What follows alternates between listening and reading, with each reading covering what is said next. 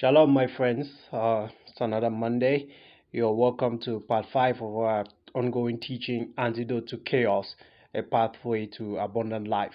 So, we're just going to get right into the things I intend for us to talk about today, and we are continuing from where we ended in the fourth part last week. And as usual, I want to begin by thanking all of you who graciously got back to me with your feedback, and those of you who sent gifts, material, and financial gifts to demonstrate your gratitude for the value that you're receiving in these teachings. It's because of people like you who share the downloads. And by the way, the download numbers for this teaching, and we're only in part 4, is the same or slightly more or less than the download numbers we had for the entire series of Blueprints to Redemption and Transcendence. And I remember I told you that Blueprints to Redemption and Transcendence is our highest downloaded teaching ever, listened to in over 4 continents and hundreds. I mean, it was amazing. It doubled, almost tripled the highest we've had of our previous teaching series that have been releasing over the years. So it's an amazing thing. Then think of this one. Just the fourth part of the teaching is already more than the number we had for the entire series of Blueprints to Redemption. Thanks to you for sharing it out, for getting the word out, for sharing it with your friends who find value in it. And for those of you who get back to me with your gratitude. Now, I do mention about some of you who send financial or material gifts as a token of your gratitude, and those of you who are not able to do that, who get to me just to say thank you and tell me the things you're learning and tell me that it's of value to you. I don't want you to feel bad or feel like you're compelled to must give something financial. It is as long as you're receiving value from this, as long as it is adding value to your life, I'm satisfied and I'm grateful to be used of this way to serve you. Okay, so don't sweat it. And for those of you who go the extra mile, I don't think some of you do these things because you have super abundance or you have so much. I know some of you give this, it's your widow's mite. Some of you give it out of your little, out of your lack. And that reminds me of something I said. I think it was either in part 3 or part 4 of the teaching. And I was mentioning something where I made a statement like I always say that where I was trying to distinguish between a permanent principle and principles that are peculiar to certain situations or to certain types of people or to certain types of personalities.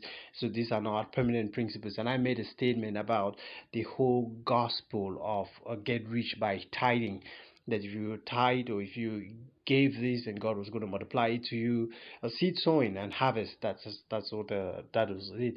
No, I said something that may have come out to be a bit critical about that whole brand of teaching. The thing is, there is reality in that brand of teaching. It's not completely bogus. It's not completely false. There is reality there. There is reality in the fact that you can gratefully give your money to God or to something you believe in for charity. You can gratefully give your money for charity with your heart. You give the little you have. That can literally open up the door for supernatural things to happen in your life. It can reverse sickness in your life. It can reverse it can reverse negative circumstances. It can reverse trouble you were about to get into. It can suddenly open your eyes to see opportunities that were there, but you were not seeing it before. Dramatic things can happen just by you releasing some material thing or money or something you had in your hand as the gift to charity or to the work of the kingdom of God or to some minister of God or so. There is reality there. But what I want to tell you is that the connection is not just fast and fast. It's not just simple as give and it multiplies like a flood, like a machine or something. There is more to why it works. It has more to do with things that are going on in the heart, the changes that are going on in the heart, what happens when you actually release that gift. You remember this young ruler that came to Yeshua, to Jesus, and asked him that what must we do to enter the kingdom? And Jesus said, you obey all the commandments. And the guy said, yeah, I've been obeying the commandments excuse me, since my youth. And then Jesus told him to go sell everything he has and give it to the poor, and then he will be complete, he'll be perfect. Now, now you see that was very peculiar to what was going on in this man's heart. Now, I think we're going to talk about this in a separate teaching. I'm going to explain to you what really happens. That is not just the fact of you giving your money, but it's something. It's the connection. And by the way, okay, I wanted to mention this, that the nerves of gratitude. Let's do this in another teaching, and I will, maybe I'll explain to you in that teaching the power of giving. But I don't want you to have any ideas or any preconceived notions of what I mean by the power of giving. It's not like what you think. I give all the time. I give consciously, and I give, and a lot of my givings, a lot of times when I do give, provokes supernatural things happen to me as a result of giving. And I don't always give because I have so much, and I don't have what to do with it. Anyway, another teaching, okay? Someday in the near future, we're going to probably have a series. I'm thinking of a series where we're going to talk about power, principles of power, how the power of God works, how we can release the power of God in our life. I operate in the power of God. I don't know. These are not just theories for me. I'm not just telling you theories. I function in the power of God. I heal the sick by the power of God. I heal my body. I heal the body of my relatives, my my anybody in my home, and so on, with the power of God. And supernatural things happen. I pray for people. My supernatural life is so powerful that sometimes I say that my thoughts is stronger than a lot of you. And I'm not saying this as being proud. I'm not saying this to brag. There's no profit in me bragging.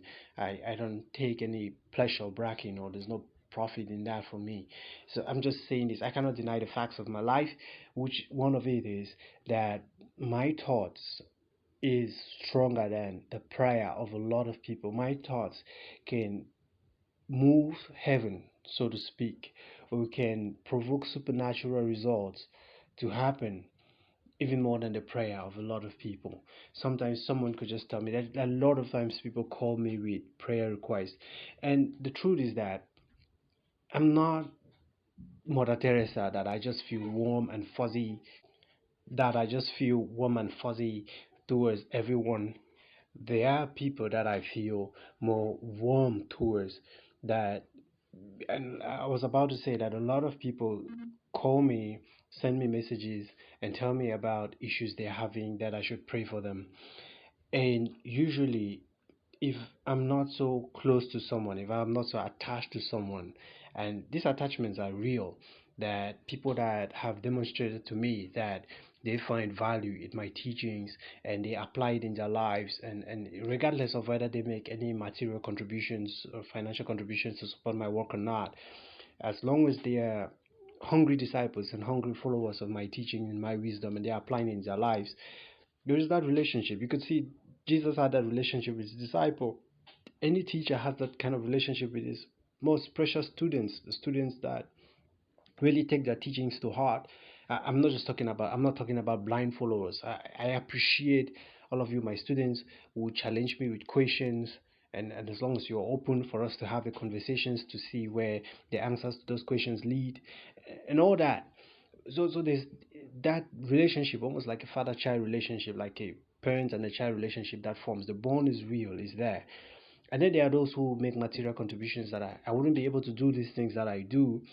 And it was a point I wanted to make, that those of you who send these contributions, I wouldn't be able to do what I do, and if not of your contributions and all these things, I wouldn't have the time to do it. I would have been thinking of doing something else to, or something else for my economic survival. And so when you make your donations or do all these things, I get to buy conflicts for my son, and and and life goes on, and we all win, and I can make the time to share with you these teachings. Okay, so people call me with all these prayer requests and all these things, and if I don't feel particularly close to someone, particularly attached to someone, uh, in some way, maybe my friend, maybe the person is my friend, maybe it's my family, maybe the stakes of my life. Also, the person has stakes in my life that if things are not well with that person, it's obviously going to affect me. If I'm not so attached to that person in that kind of way, I don't necessarily take that time and go down on my knees and begin to pray or maybe even wrestle in prayer for them and for whatever their problem is. Sometimes I just offer when people ask me to pray, especially people I don't know and I have really no connection to. I offer to pray for them then and then. And there are times people have called me with people in the hospital, and maybe a relative called me, oh, this person is in the hospital, I need you to pray for this person. And I pray for the person in the hospital, and before a matter of hours or so, the person is out of the hospital. And it happens like that, or people call me in the middle of the night or late in the night over the phone and tell me there's an emergency, and I pray for them in the middle of the night there and then, and the problem is solved. But I'm talking of somebody shooting a prayer request that for me to pray for them at my own time. And sometimes, instead of praying, I have just a wish, a desire for the outcome that I want to happen in their lives. And just that thought, just that desire, it generates a lot of spiritual power that I watch it come to pass in their life exactly as I wished. And just at times, like I've told you before in a previous teaching, I think it was in Blueprint to Redemption, that when I tell you God bless you, I mean it. I really mean it. And I believe that there's consequence to those words. It's not just empty words, because the power of God is real. The supernatural world of the kingdom is real. And if you learn to synchronize yourself, to immerse yourself into this world of the kingdom, into the spiritual kingdom of God, your thoughts, your words will become so powerful than the prayer of a lot of people you come across. Okay, so we're going to have a teaching on that, on that. So I want to thank all of you who do whatever you can do, even if it's just to give me feedback and just to tell me thank you, and those of you who go the extra mile to make contributions and so on. I, from the depth of my heart and from the all the love in my stomach, in my intestines and my liver, and all the goodness and the goodwill that I have in me, thank you, and I say God bless you, God bless you, God bless you abundantly. Okay, so let's move on. Today I want to talk about something really important, as I hinted in the last segment, the relationship between money and relationships. Now, one thing I'm going to tell you is that one of the critical antidote, one of the vital antidotes to chaos in this world is relationship. God created this world for connections. The universe, God created it for connections. Without connections, nothing survives. Okay, let me give you an example. Uh, we have 92 natural occurring elements in the periodic table. Now, every other element you have is a combination of two or more of these uh, elements to form a compound, which could be now matter in a certain form or shape. For example, you have sodium chloride, your salt, which you cook with, a precious salt. You can, most homes will not be able to eat anything unless for health reasons that people have been stopped from eating salt. It's a very, very vital element that we have in our homes, salt or sodium bicarbonate. Now, any of these precious things that we have, sodium on its own is toxic and even poisonous. The same thing with chloride on its own. So these are two dangerous elements when they stand on their own. But when you bring these two elements together, they form something so precious. And this is the thing with human being. God said it is not good for male, because I want to say it's not good for man to be alone. Then it just struck my mind that I was talking with someone the other day, and the person said something. I said amen, and then the person wrote a woman, and I quickly caught what the person was saying, because of course everything now is gender equality, so a man is kind of like discriminatory towards women. Why should it be a man? Why shouldn't it be a women? So So I wanted to say it's not good for man to be alone. Then someone say, okay, how about women? Maybe it's good for women to be alone. Now it's not good for human beings to be alone. A human being on his own, a human being that gets the idea that they can survive on their own, that they don't need anybody, is dangerous, is toxic for themselves and for everyone. They are like sodium on its own or like chloride on its own. And it has no use. Not only is it useless in terms of utility, in terms of life, but they are dangerous both for themselves and for everyone else. Now notice I said anyone that gets the false idea into their head that they don't need anyone, that they am my own person, I don't need anybody to survive or to live, you would literally not survive in this world without other human beings. And by the way, do you know that there's a magnetic frequency on this planet that is meant a frequency of sound or magnetic frequency? Now, I don't want to get into all the complicatedness of that science. That is meant to sustain human life on this planet. That without, if you were deprived of that human frequency, it's called the human frequency in science, you literally begin to wither and fall sick and die and not survive. Now, I was going to say that uh, now that those of us still have this very childish idea that you don't need others, you can survive on your own, you don't really need anybody, you're your own person.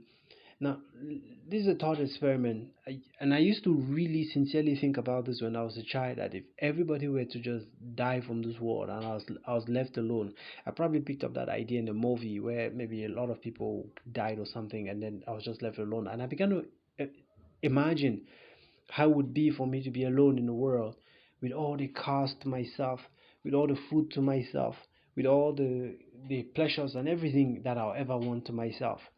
My little childish mind do not realize that if something were to happen, God forbid, and everybody died or was taken out of this planet and I was left alone, it would be only a matter of days, weeks, and months.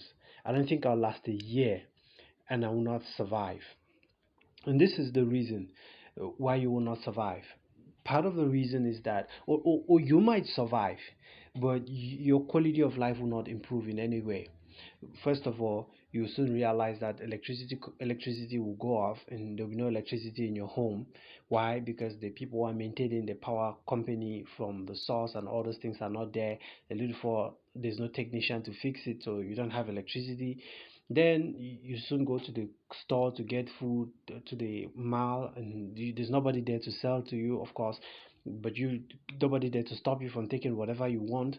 But you go there, you suddenly discover that the food is getting bad because there's no refrigeration, there's no storage, there are no people to take care of it. Then soon predatory animals start roaming all around the place looking for food, and then soon you go to the fuel station to pump fuel and there's nobody to pump the fuel and there's nothing. Literally everything will come to a standstill. Why?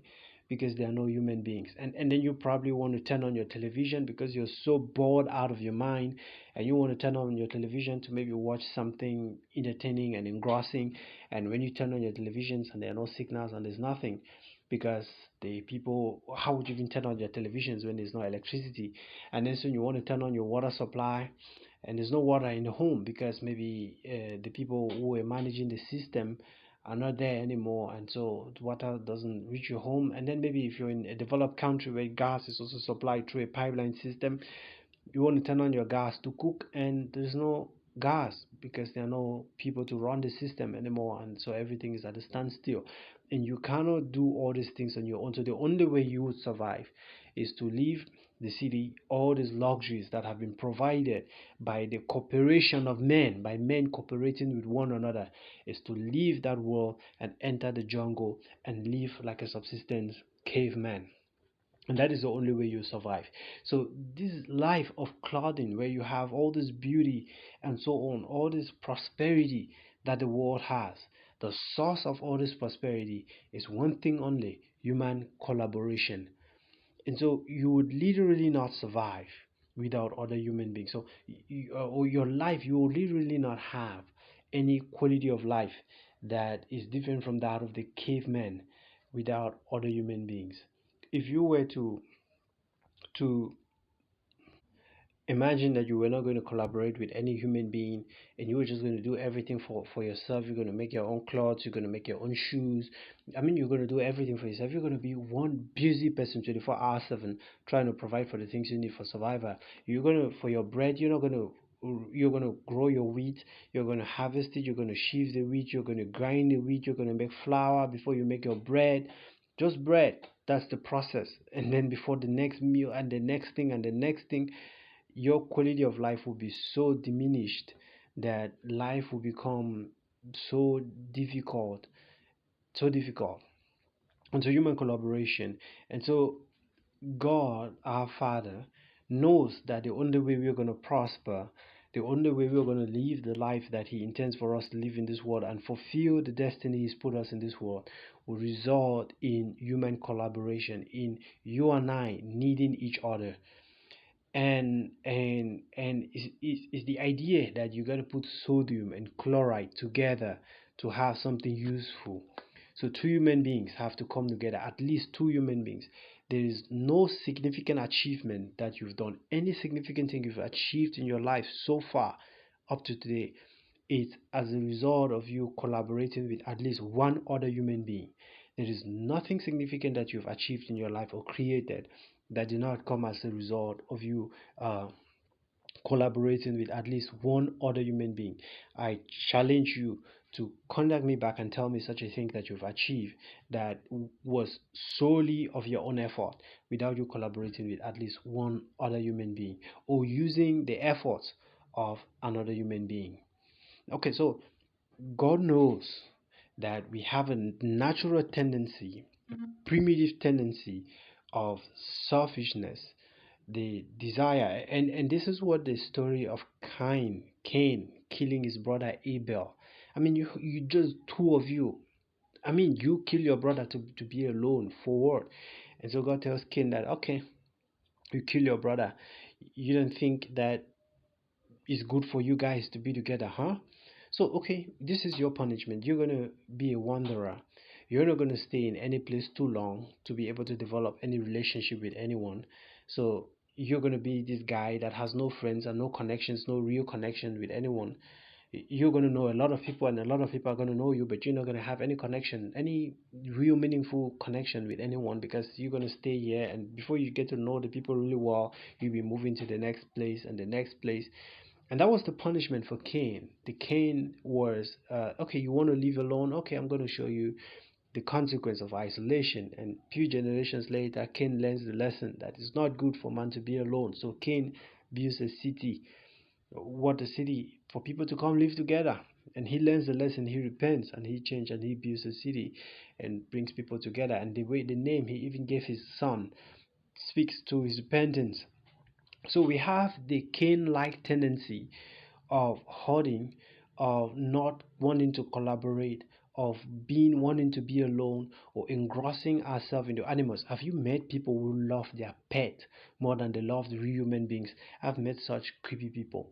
Have you met people who loved animals, who loved other things more than they cared for other things than they cared for human beings? Have you met those real creepy people who love anything else but other human beings?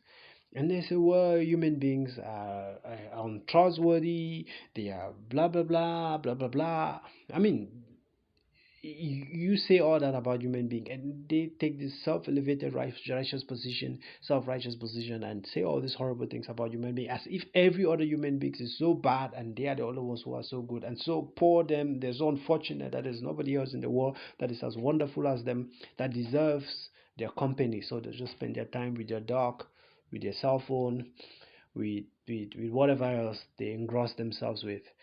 And so we have that tendency, all of us have that tendency, that the ability, the desire to bond and connect with other human beings is not necessarily natural. Now, it comes natural for some of you. That is because you've inherited those tendencies through the generational acculturation. But that is not a natural human thing to want to collaborate and connect and form relationships with other human beings.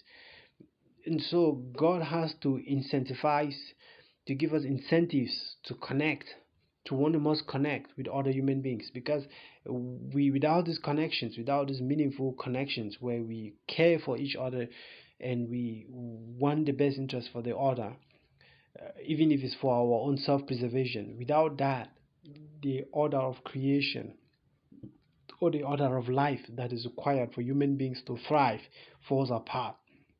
So God creates incentives, and the two great incentives, among the many other incentives, but the two great incentives that God create for human beings to collaborate, the human beings should not be aloof from one another, uh, is money and marriage.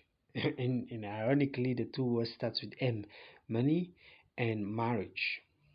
Or maybe should I say money and sex.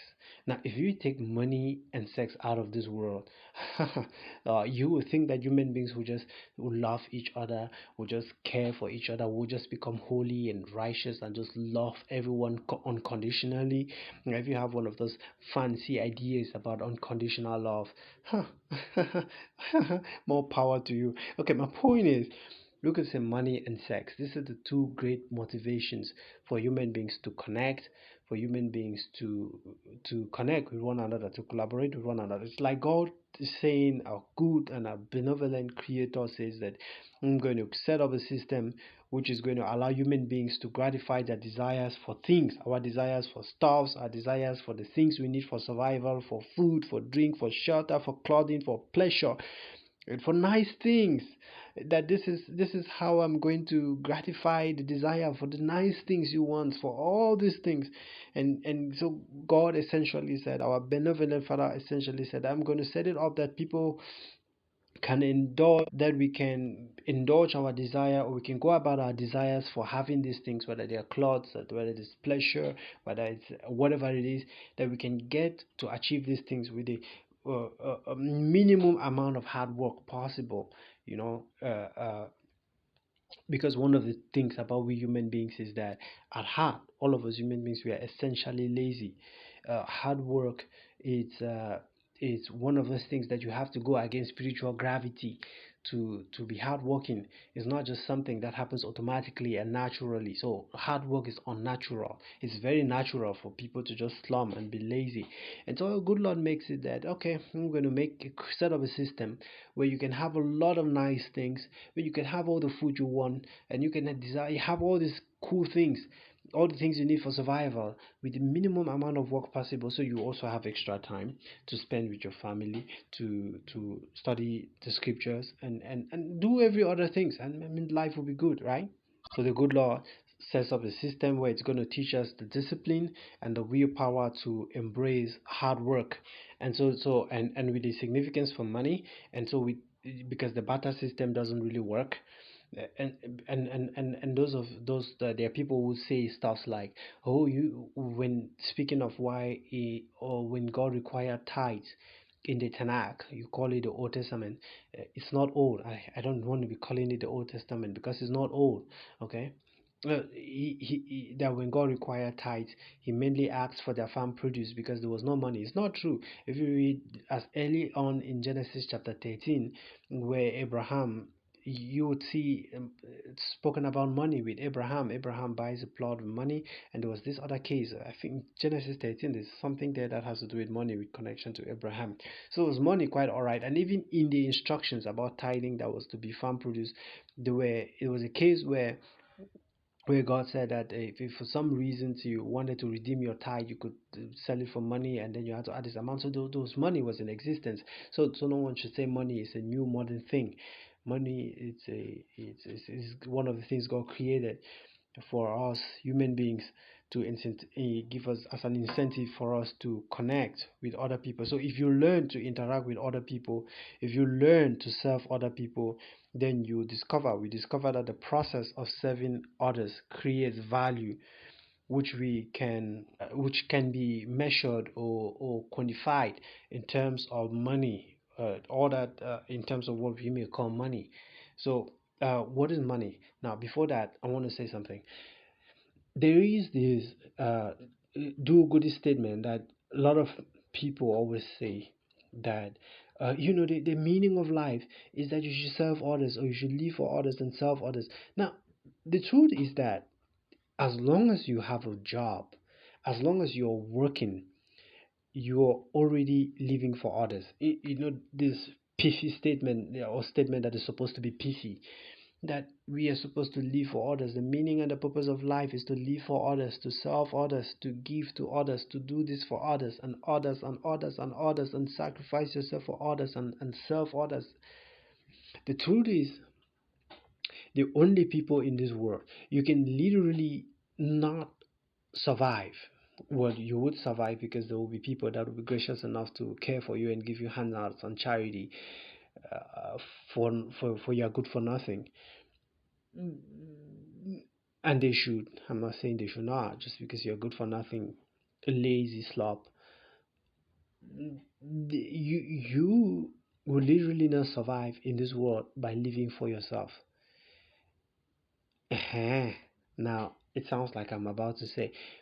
Let me put it this way: the guy who gets up in the morning, early in the morning, around 5 a.m. I don't know if it's 5 a.m. or something, around 5:30 a.m.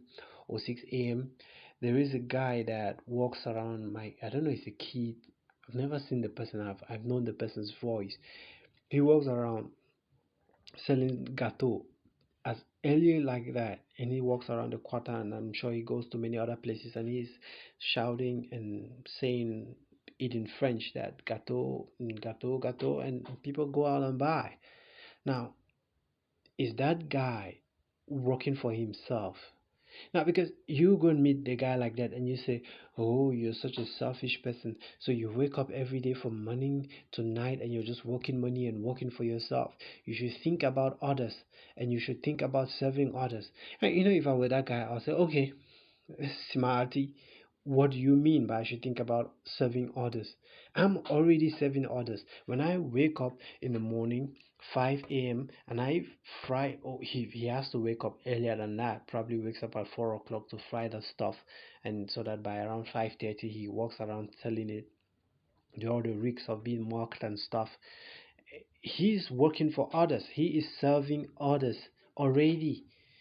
And so he comes back home at night with a certificate of service. He comes back and show his wife a 10,000 francs and say, "Look, honey, this is my certificate for serving other God's children today. I have served, and this is my certificate." So my point is that don't let anyone make you feel guilty that by taking your work so serious, and every other thing you do to better of humanity, you are fulfilling God's wish to serve and to live for others. You're already living for others.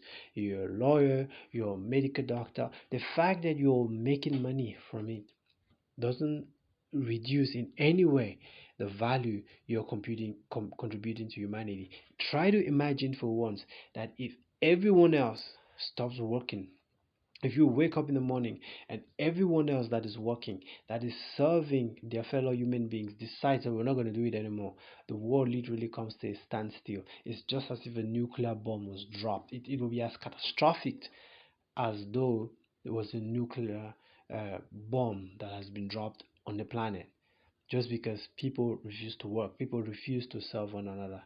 So when you look at the people who serve, I want you to have a new mindset. When you look at people who work for you, people who do stuff, I sometimes, when I bought a taxi or a motorbike, or even when I buy from people in a store, and it's become second nature for me. If it's just second nature for me that when people serve me, even when I'm paying them, I pay and I say thank you. And I've often found that some of them are surprised, and some of them tell me thank you too, you know, and because they have served me. I wouldn't just say, "Oh, he's just there to work his money, and he is there for his selfish reasons to work his money for himself. He's not serving me." I mean, I would be tremendously uncomfortable if a man would leave his family and leave his business or everything else he has to do with his life and just come and sit and be doing stuff for me for free without me doing giving them anything. I'll be tremendously uncomfortable with that, especially if I can give them something. But if a man leaves his wife at home and they come and they're doing me a favor, something that really improves my life.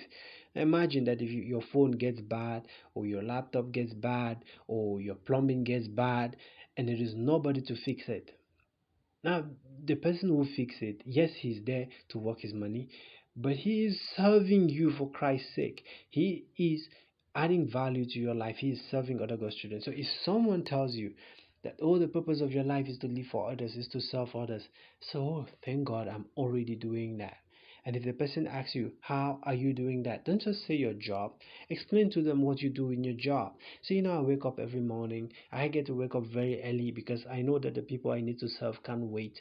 And I get to dress up and I go to my office, or whatever it is you do, and you explain the value it adds to the other people's lives. And then the people say, but you're paid for that, so that is not really service. You're just working money. You get profit from that. And I've told you that this idea of, I think it was the philosopher Immanuel Kant around the 18th century, who said that if you profit anything from the good you do for another person, then what you've done is not virtuous. That to do something truly virtuous is that you absolutely have nothing to profit from. But that is a tremendously dangerous, evil idea. Get it out of your mind, okay? Completely out of your mind. Now, it's just like, say, for instance, that now, I don't want to. We may come back to this. I think if I start going towards the direction that my mind is already seeing ahead of me, I'm not going to say the things I want to say today, and I don't want to leave this topic again on a cliffhanger. So let's proceed. So money and sex, or money and marriage, is the thing, the system that God has put in place to as an incentive for us to collaborate with one another. I mean, it would be much easier for me to get people out of their house to come do stuff for me, to come fix my plumbing, to come fix my instruments that are bad, or to come pick me up in the car to go to wherever I want to go. It would be more easier if I tell them, look, I'm going to give you this cool thing called a certificate of performance that you serve another God's child, so that when you go somewhere, somebody needs to serve you, the person will demand some certificate for you that, I want proof that you've served other God's children before I can give you service. And you remove that cool certificate I've given you to give them. It will be much easier for you to get other God's children out of their homes to come do you stuff. Uh, uh, when you have this reward for the money, okay, it incentivizes us to collaborate. If you take that out, and it's what socialism tries to do. It tries to deny human nature. It tries to create the fiction that we are all loving virtuous creatures that will just love everyone unconditionally, and will get up at 4 a.m. and fry pop off and just to get up the money and distribute around the quarter to everybody else. Good luck with that. And so there is no enough time in a day. There's anyway. So this is how God has done to ensure that people should not be alone. Uh, that people should not be alone. You're going to need money, and human beings, we are beings that are truly, I mean, intensely desiring to have pleasure, and sex is one of the highest intense pleasure that one can have in life.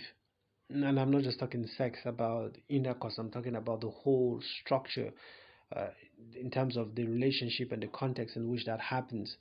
To be able to connect with another human being in that kind of way, it's one of the things that truly creates a spiritual moment in human beings in this world. So if you're going to have any of that in this world, then you're going to be forced to collaborate with another human being. You cannot be aloof if you're going to make money, and you cannot be aloof and bad mannered if you're gonna make money and have sex or marriage. Okay.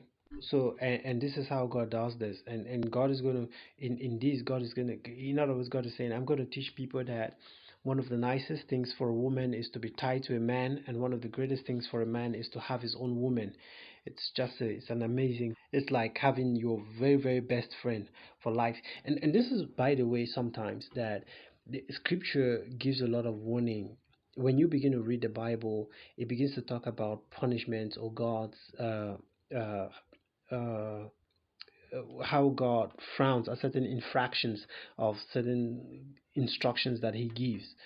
Now, when He begins to talk about infractions that has to do with marriage, and money, the tone that scripture uses gets really hard and hard and harsh. Like the tone scripture uses for things against adultery, one of the great things that could harm a hurt marriage, and so on, and about false weights or unjust dealing unjustly in your business, and so on. The tone is harsh, and this is the reason, according to the sages, that the things that God has created that has a tremendous potential for good. I'll give you an example, and it's an example I like giving all the time. If you watch the movie Chernobyl, you would be really impressed with the destruction, the amount of chaos a nuclear power plant can bring to a city. Now, if you don't focus on that, a nuclear power plant can lift up literally millions of people out of drudgery, out of poverty.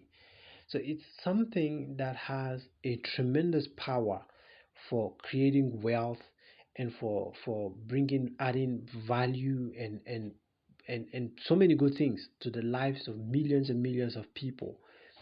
But it's dangerous when the rules are not followed, when it goes wrong, when stuff goes wrong. And so the running a nuclear power plant is no joke. Everybody else has to be serious. They have to know what they are doing, and they have to mean business. If you watch the movie Chernobyl, you will see that it was only human carelessness with people who took things for granted, and it's because of socialism which made the system. People will just work because people love to serve each other, because people just love unconditionally, and the incentive of money as what makes people to perform at their best because they're going to be rewarded. Because if the system actually punishes people for poor performance, that if you don't do a good job, they're not going to call you again to come do work again, and that means that you're not going to have all these cool certificates to show your wife or to show the guy who sells at the mall that he can buy some cornflakes for your kids when your kids are all cranky and frowning at you because you cannot buy them cornflakes, and your wife is unhappy because you cannot buy her that cool earring she wanted, because you are not being called to get more jobs because you did a piss poor job the first time and nobody wants to deal with you again. So the system punishes that. So if the system actually punishes mediocrity and rewards excellence, that if you do a good job, people want to work with you more and more, people want to give you more opportunities, they want to promote you at work, and then you make more money and you can buy more conflicts and more nice things for that beautiful woman you married, or that uh, I am a man, so I mostly speak like that. So you ladies don't feel like I'm being biased towards ladies, okay? So anyway, okay, now so this is my point, that in the system in Chernobyl, those kind of motivations were taken away, systems of accountabilities were taken away, and all that, and human carelessness led to the explosion of the nuclear power plants, which destroyed a lot of lives and property and wealth. Now, marriage and economic systems. These are two things that when they go wrong, they literally destroy. I've used the word literally a lot in today's teaching. Well, they destroy, they have a great potential for destruction. But these are things that when they go well, and it doesn't go well by accident, it doesn't go well by hoop ha, it goes well by hard work, by diligence, by two people who mean it to get it work. A good marriage takes work. It doesn't happen by accident. It doesn't happen by all the sparks and the fluffy and the nice feelings you're having. I mean, if you're going to marry someone and you're feeling all fluffy and on cloud nine and you're literally floating on the air and you feel that that is what is going to make that marriage work, oh, 2 years later we'll be in court for your divorce, because that's not what gets the stuff work. It takes precision, it takes knowledge. You got to know what it takes, what works and what doesn't work in the marriage. It's not try and error. You got to know what you might learn a try and error, and you got to get through a lot of pain, and then you finally learn what works. If you do, which might at the end you'll be knowing that when you're about dying, and after you guys have caused each other a lot of pain. In other words, marriage and an economic system that works are two things that can create so much happiness and prosperity that is not possible by any other system known to man, but it's also something that when it doesn't work, because either human beings don't follow the rules or we don't treat it with proper respect and reverence it deserves, oh boy, the chaos it will create. It's like the chaos. It will create social chaos. It will create spiritual chaos. It will ruin lives of people and children. And this is how powerful it is for good and for evil. Or let me not say for evil, for chaos when it doesn't work well. And so this is these two things, okay? So I want to tell you five basic similarities between money and marriage. Now, five basic similarities. There are many others, but I want to just give you just five. Now we have 15 minutes left to bring this baby to a landing today. So I guess we'll be able to do this in the 15 minutes. Now, number one, in order to make money or in order to create a marriage, now I'm telling you five things that are similar between marriage and money. In order to make money or in order to create a marriage, you've got to interact with another person, with another human being. You literally, there again, I use that word. You literally, and I'm not using this word as a hyperbole, I'm using this word intentionally. I'm using the word exactly, concretely, not as a hyperbole. You literally cannot make money on your own. Never. It doesn't happen. You cannot make money on your own. I know what you're thinking. You're thinking, oh, I can go to the internet. I can create my online shop. I don't need to interact with anybody. I don't need to kiss anybody's, you know, I don't need to kiss anybody's boots. I don't need anybody to be a pain in the neck for me. I just sit in my house and I create my online store and you cannot. You can literally not make money without interacting with another human being. Impossible. Now, and it's the same thing. You cannot create a marriage without interacting with another human being. You've got to. You've got to make money. You've got to basically serve another person. That's the only way. There's no only any other way. So if you can figure out a way to make money, that you will not interact with any other human being, that you will not have to serve another human being, please, please do let me know. You would have probably discovered the greatest invention ever known to man, because no one has ever gotten close to discover this. So you cannot make money, neither can you create marriage or even make babies without interacting with any other human being. I know you say, oh, you can have a baby without interacting with another human being. You know this IVF. You can go to a sperm bank if you're a lady.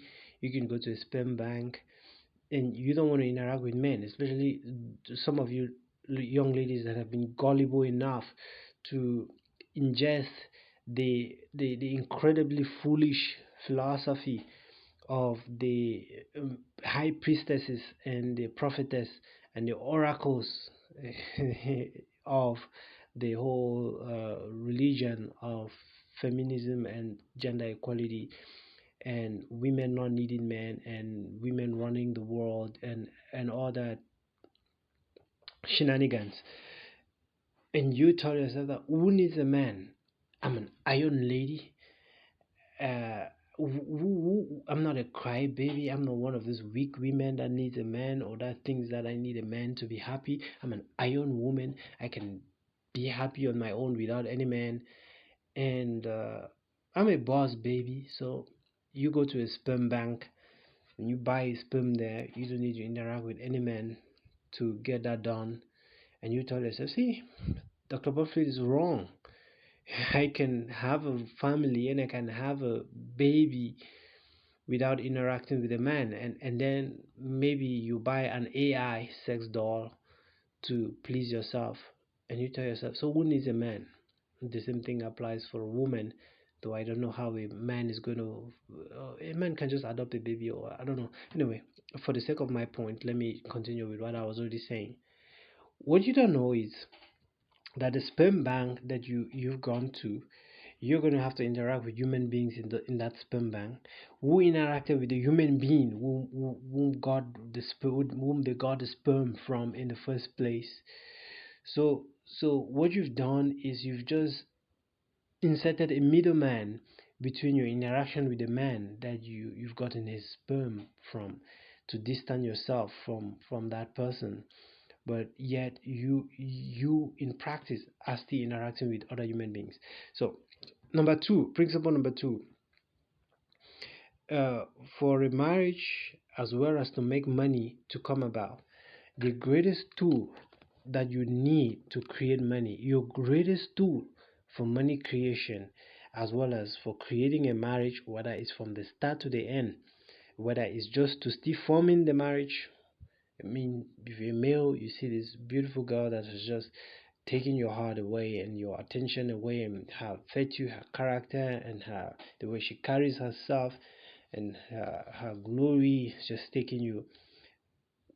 You need something, a very powerful tool, something only human beings are capable of to be able to create money. You need the power of speech, or actually, you need communication. So, communication is what brings about a transaction that creates money, and communication is also what brings about relationship. Now, so this is it. And then, so the third principle is that if you focus on the needs of others, of satisfying others, and we call that customer service, and that's how you create money. You focus. These are things that are similar. But let me state it about money. Number one, in order to make money, you got to interact with another human being. You literally cannot make money without interaction with another human being. Number two, communication is what brings about the transactions for which you make money. If you can talk effectively, you can bring about a transaction. You can make money if you know how to communicate. I'm not talking about being deceptive. I'm not talking about these guys who think they are fast guys and they're smart. They might be able to get one or two gullible people to swing the money out of them, but how long does that last? Anyway, so number three, for to make money, you got to focus on the needs of others. You cannot make money by focusing on your needs. You focus on meeting the needs of others. For example, you cannot make money. You cannot go to a city that doesn't have a village that has just bicycles, and you decide that how you're going to make money in that village is you're going to make headlamps for cars, and you're going to sell it to the people. Oh, good luck with that. Good luck trying. Or you're going to make car tires. Since you're so much in love with car tires and you're so much in love with yourself and your ideas, you're going to make car tires to sell to the people of the village. No, you're going to focus on their needs. You're going to get to that village and you're going to look at the people. What do these people need? What can I do for them that will improve their lives? That is how you make money. You cannot make money by obsessing and focusing about yourself. So if any of these do-gooders come to you and say, "Oh, stop being such a selfish person. You only focus about making money," but you say, "I cannot make money without being so focused and obsessed about meeting the needs of others." So you're already fulfilling the do-gooders commandment of focusing on others, on serving others, and focusing on the needs of others and not just your needs. Okay? And then, so what are you looking for in the monetary transactions? Ultimately, what you're looking for in a monetary transaction is spiritual. It's not merely physical. And we're probably going to explain this more in detail in subsequent teachings. And that's because money, I've mentioned this quite a couple of times, money isn't only physical. Money, it's an abstract value. Probably we're going to really talk about this, what money really is. And if let me put it this way: if you serve someone and you pour your heart out, your energy, your time, your sweat, and your skills, and you do something good for someone, and they give you money in return, a just payment, you've given them something, they've given you something, both of you are satisfied. You don't owe him anything, they don't owe you anything. Something spiritual has happened there, and very powerful spiritual thing has happened there, which makes heaven smiles. Heaven smiles wonderfully. Heaven doesn't just smile when you remove money and throw into the plate of a panhandler. Heaven smiles when you do a beautiful transaction like this by serving another human being, and then you pay them a just fee and they go home happy, and you are happy for the good work they have done. This brings so much joy in the heart of heaven.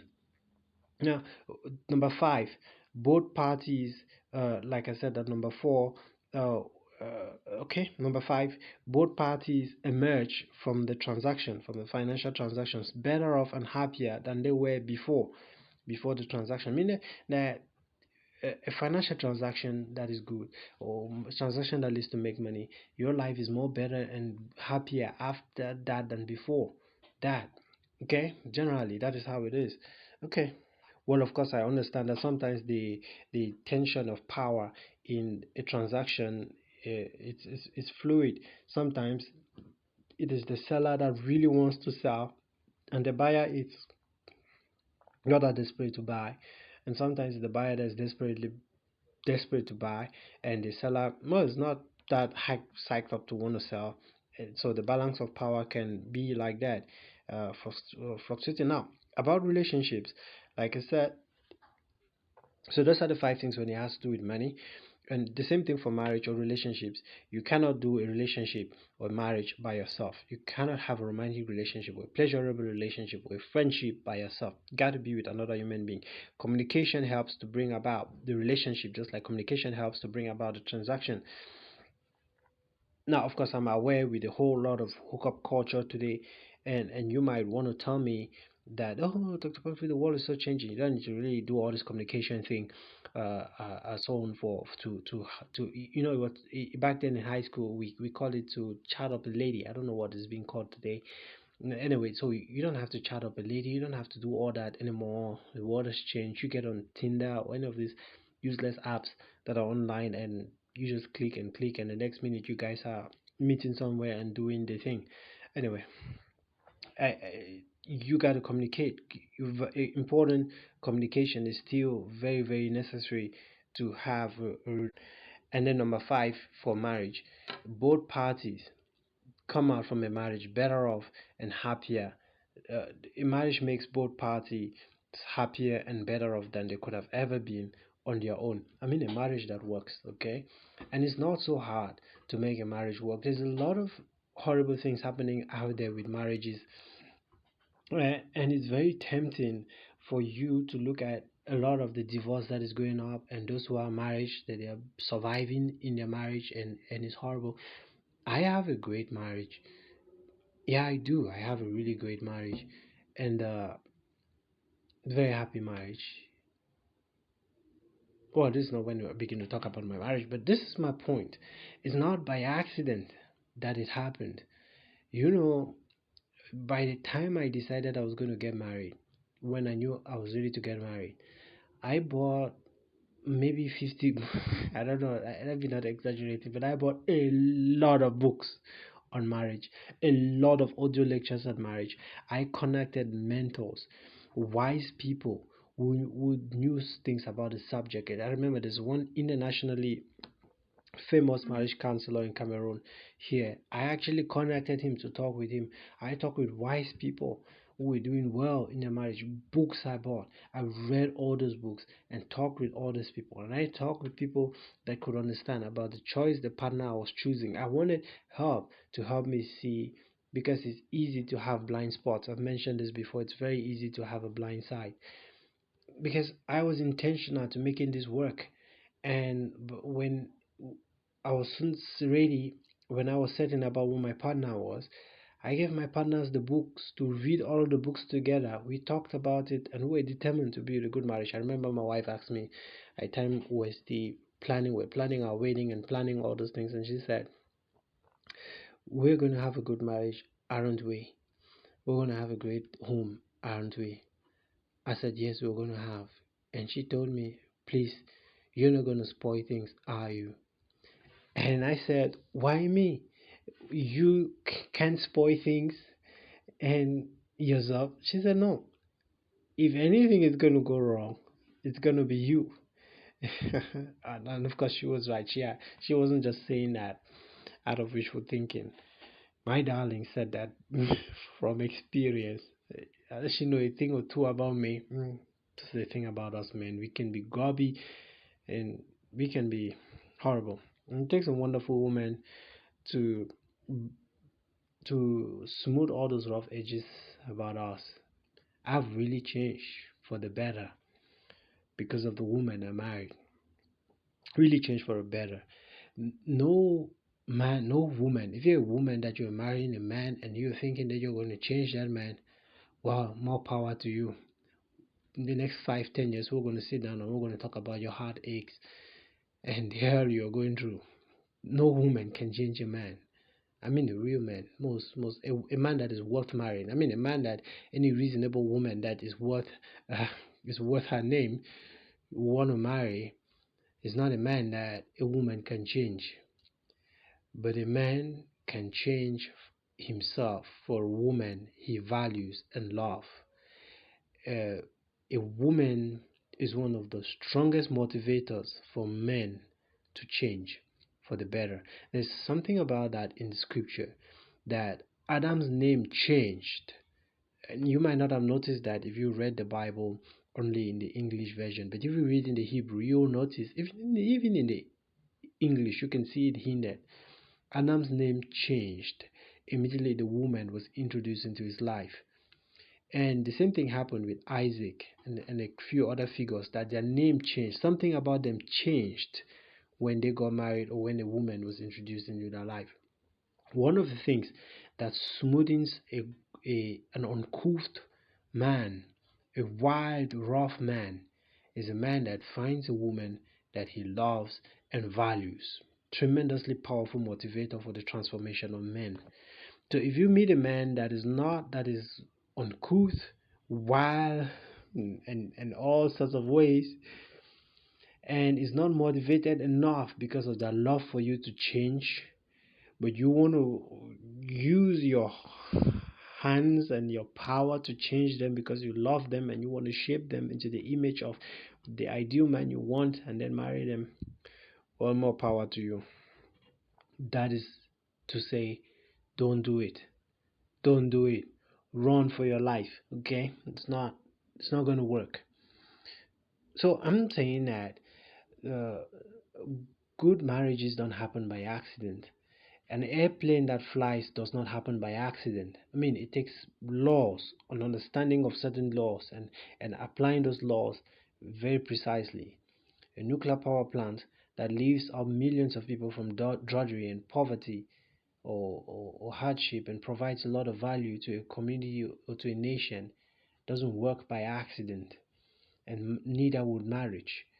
If you don't know what you're doing, you're going to hurt yourself and you're going to hurt everyone else. But the problem with a lot of bad marriages today is because of so many bad ideas. It's not because the knowledge of marriage is not available.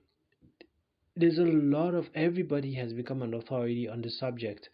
Hundreds and thousands of YouTube channels of wannabes and novices and infants and babies that are just coming out of the womb giving marriage advice, and we just take this advice from anybody, and we try to follow these ideas, and we ruin our lives and we build a horrible marriage.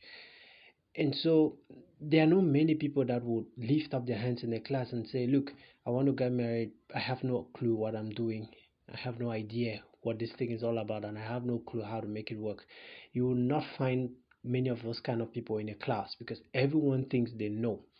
They think the knowledge is a given. They think whatever they have figured out intuitively about marriage is good enough knowledge for marriage to work. So that's why when you turn around and you look, there's a lot of chaos when it comes to marriage. And you could blame the institution of marriage and the tendency and the temptation to throw away the bathwater and the baby, to say, oh, marriage is no good anyway. Look at this Mary, her life was ruined because of marriage. Look at Susan, her life was ruined because of marriage. Look at John, a good man, his life was ruined because of marriage. So marriage is not good. That is the equivalent of throwing the bathwater and the baby. You could look at Chernobyl and say, okay, never again. We're never going to have a power plant, a nuclear power plant on this planet. Never again. Look at what happened in Chernobyl. And it was not just Chernobyl. I think there was this other one that happened. Was it Ukraine? That was a nuclear power leakage. Was it Japan? Sorry, skip my mind. We can look all that dangerous, life destructive catastrophes, and we say never again. We never want anything to do with a nuclear power plant. Or like it happened with Chernobyl, and like it happened when any airplanes crash and falls and destroy lives, they send a team of people to go investigate What went wrong? What are the mistakes that were made that should be corrected? So what you should be looking is, don't look at a marriage and condemn marriage. Marriage is a wonderful thing. If it works, it will make your life much better than you could ever have been able to make on your own without being married. But if it doesn't work, God help you. And so instead of you looking at all these failed marriages and all these catastrophic marriages and you blame it on the institution itself, you can say, what did they get wrong? What is it they missed? What is it they didn't get right? And for Christ's sake, if you're going to get marriage advice, don't just get it from anywhere. Take it from me. That's fine. And you know why I'm saying take it from me? Because I'm not going to tell you the little I'm not going to tell you my experience from spending 2 years with my wife. What do I know about marriage from having been 2 years in marriage? If I'm going to teach you about marriage, I'm going to teach you from a corpus of wisdom that have been proven and tested, have been tried and proven for over 3,000 years. Generations and generations of people have built on that blueprint, and those who followed it and practiced it rightly succeeded. Those who did not succeed. And so I would give you wisdom from an authority. And so when you want to learn about marriage, if I were you, I wouldn't want to learn so much about people's experiences. It's their experience, and there might be some value to learn from, something to learn from that. Maybe the one that says, hey, I've been 50 years in marriage, so I can tell you about what works or what doesn't work. And I might want to tell the person that, okay, then just you forget that the person I'm marrying is not your wife. I'm marrying a completely different woman, and I'm a completely different human being. So what worked for your marriage, who is to say it's going to work for mine? So you want to learn. And the same thing with money.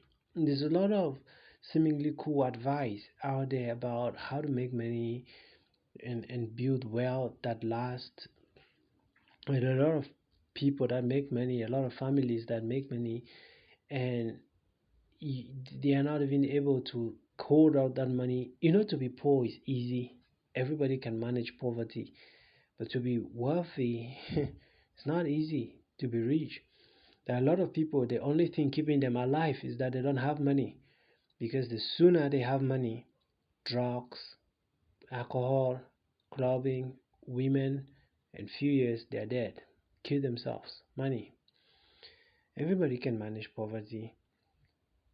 And did I also mention that in a marriage that they can be the tension or the power dynamic to, just like in financial transactions too, can be fluctuating. Sometimes it's the lady that wants the marriage more, sometimes it's the man that wants it more than the lady, but it's a beautiful thing when both of them want it just as much as each other. It's a very beautiful thing. Okay. Eric Fromm, who was a jury psychologist who moved from New York to escape Nazi persecution, he wrote a book called The Art of Loving, and he said that loving requires knowledge and effort. It is like anything else. He said, falling in love is easy, but standing in love is something else altogether. To stay in love, you have to be trained, you have to be taught, you have to know how to do it. You've got to have discipline, maturity, faith, all of these things needed for maintaining, and all of these things is what is needed for maintaining a business as well. If if your parents had a great marriage, and if your parents are still living together and you grew up in a good healthy home, whenever your parents are celebrating their marriage anniversary, buy them a gift, a wonderful gift. They are your heroes. They proved that they were wise, they were well trained, they were matured, they had faith, they had discipline, and they had all these things going for them. And that is how they created marriage that worked. They are wise because a marriage that works and a successful business is no accident, is no joke. It takes certain principles to get it work. So, this is the note on which we're concluding today. So, I hope you got the concept right. There is a strong similarity between marriage and money. If you can get these two things working in your life, you've done 90% of the work it takes to defeat chaos, any chaos that will come to you in this world. And whatever you've been told in Economics 101, that money is some method of exchange and is useless paper, blah blah blah, and whatever you've been told in these hyper do goody goody movements, they tell you that if you desire to be rich, if you desire to make money, and if you take the business of making money too seriously, then it means you're shallow and you're carnal and you're so on. Now, of course, you don't want to be shallow and empty, and anything else can make someone shallow and empty and vain, and you don't just want to be all about money, money, money, money. There's a proper balance and there's a healthy way to go about it, but don't let the false idea creep into your mind. I have no reticence to talk about money and in my lectures. I have no reticence as a man of God to have people pay me or give me money for my service. I don't say, oh, don't pay me, I'm just doing the work of God. Don't give me money, God will provide and all that stuff. I understand the system God has put in place for this world to work, and I understand that if I skirt the system, even with good intentions and with nice sayings and words of my unconditionally loving heart, there will be consequences, and they will not be good ones. So, no matter what you've been told in Econ 101 that money, and if you've been told in the do goody goody movement that money is just useless, it's meaningless, it's nothing that you should take serious, you should take money seriously. It is important. In the same way, you should take your relationship seriously. But you should take this thing seriously within a system of values. Values, for instance, if you want to make money and you have a value which God gave, that you shall not give unjust weights, means you're not going to do less than the work you're receiving payment for. These values should guide your work. Okay? You shouldn't be about money so much so that you're willing to take more payment than you're going to take more and then give less intentionally. That is what is bad, and that is being shallow and vain. Don't do it. So money in reality is a huge blessing which God puts to incentivize us to interact with one another. And we're going to talk about these more. So this is part 5, and so we have part 6 and 7 to go. And then from your feedback, I'm going to know what we will talk about. We're going to know I'm going to know what to focus on more, because there are a lot of directions to which I can take this, but I'm going to know what we can focus on more in in part 5 and part 6 and 7. So if you have your ability to make money, let me conclude by making the statement. Your ability to make money, as far as the scripture, the wisdom of God in scripture is concerned, your ability to make money is so much connected, directly connected to the number of friends you have. And when I say friends, I mean real friends, not Facebook friends. Those people that will return your phone call within 24 hours. Why am I even saying 24 hours? Let's just be a bit a bit hyperbolic and exaggerating and say 24 hours. People that will return your call within 24 hours, and people that will be available for you. Those are your real friends. People will like you, people will know you, people will trust you. Those are your friends. Your ability to make money is so much connected with how many of these people you know and have in your life. And so your ability to make money is so much connected. Your ability to create money is so much connected to the relationships and the friendships you build. And I'm not saying that you should, I'm not talking about going about collecting people's contacts and just be kind of like, how do you call it? There's a word for it. This kind of people that just smells, you, you know, they just, there's a word for it, uh, that are so, that connect with people just to use them for whatever they can get for those people. Then they just gauge people, and is there something I can get from that person, and they make connections with that relationships with that person just for what they can get. You could almost smell them in my coming. And the truth is, almost everyone else knows. Most people can smell you and know that the only reason you're talking with them and wanting to be their friend or close to them is because you've seen something shiny around them that you want. And they know that as soon as you get what you want, you will not be there. They can't trust you. You're not going to have real business success or relationship success with that kind of mentality. You want to build relationships based on shared values, spiritual values. You want that the things that attracts you to people first to connect with them are spiritual values. Of course, I'm not saying that if you have mutual interest with someone, like you're both interested in iPhones or you're both interested in a new tech or something, it doesn't mean that you guys cannot collaborate. But the tendency is that even if you guys have shared interests, if your values are so diametrically opposing, that relationship is bound to fall apart sooner or later. And you'll be wise not to make a business partnership with such a person with whom you have very diametrically opposing views, values. It doesn't mean you cannot work with them, but there are limits.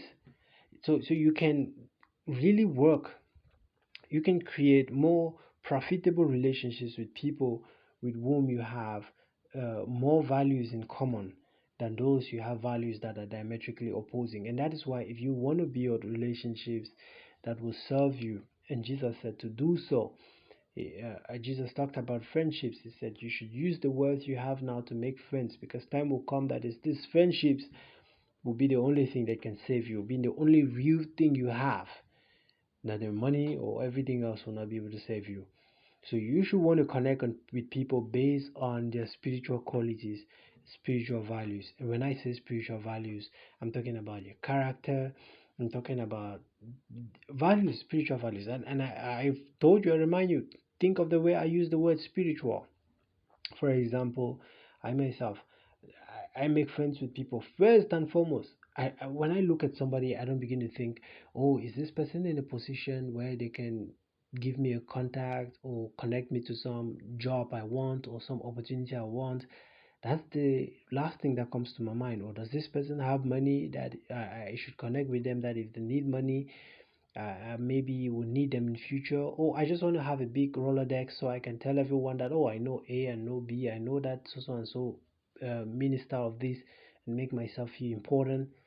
I'm thinking, when I see a value in another human being, maybe it's courage, maybe it's their persistence and their tenacity to stand for truth, or maybe it is a value they uphold, that they are not caving in to the depravity of the culture.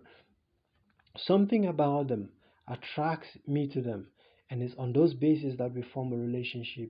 And with such people, I've done a lot of profitable things with these people.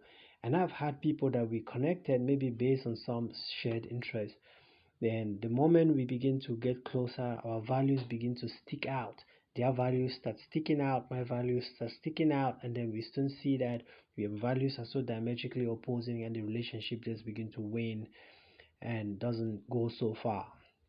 So we're going to talk more about this, and I would really appreciate your feedback. And I with you this to Christmas, and we're going to talk. Maybe we're going to talk in again next Monday after Christmas. So I want to wish all of you, those of you who are celebrating Christmas, because I know not most of you in my audience are celebrating Christmas, but quite lot of you are, and there are quite a good number of you who are not. But I want to wish all of you a Merry Christmas and a wonderful New Year. And we're going to talk before the New Year, right? So I'll probably have some very interesting things to share with you as you move into the New Year. So Merry Christmas. Have a good time with your families, your loved ones, and you hug them and let them know how they mean so much to you, how they are the only real things you have in life, because that is true. Those people, those loved ones, those are the only real things that you have in life. That is the only thing that is worth it. Hold your children and you have a wonderful time this Christmas. May Abba bless you and bless your family and bless your home and bless you and have you and grant you insight and understanding. If you have problems, if you have difficulties, whether in your finances, in your marriage, or you're a young person about to venture into this area, I recognize that this is December. A lot of young people are making such decisions and engaging in these relationships this December. I pray and I bless you with the wisdom of our Father in heaven. May you see clearly, may you understand clearly, and may you make choices that will bring you prosperity and happiness and peace and shalom. I bless you and I bless your household in the name of our Father and in the name of Yeshua. Amen. Okay, my friends, you stay well. You guys mean a lot to me. You mean the world to me. So, looking forward to hear your feedback and looking forward to talking with you next Monday. Bye for now. Shalom.